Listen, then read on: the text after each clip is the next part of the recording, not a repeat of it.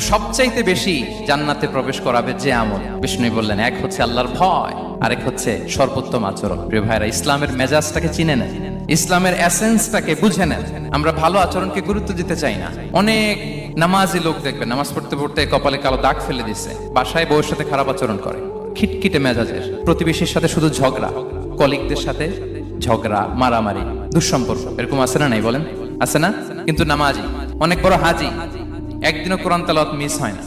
তো এত আবাদত করেও সে ইসলামের আসল এসেন্সটাকে ধরতে পারেনি। বিষ্ণু বললেন, সবচেয়ে বেশি জান্নাতে প্রবেশ করাবে যে দুটি আমল, একটি হচ্ছে তাকওয়াল্লাহ, আল্লাহর ভয়, আরেকটি হচ্ছে উত্তম আচরণ, সর্বোত্তম আচরণ। তো আমরা যেন উত্তম আচরণের অধিকারী হই, আমার স্ত্রীর সাথে যেন ভালো আচরণ করি, প্রতিবেশীর সাথে যেন ভালো আচরণ করি, ছেলে মেয়েদের সাথে যেন আমাদের অ্যাটিটিউডটা ভালো থাকে, আচরণটা ভালো থাকে, কলিগের সাথে যেন ভালো থাকে। বিশ্বনবীর আচরণ যেমন ছিল তেমন আচরণ যেন আমরা গড়ে তুলতে পারি। আওয়াজ করে পড়ুন আমিন।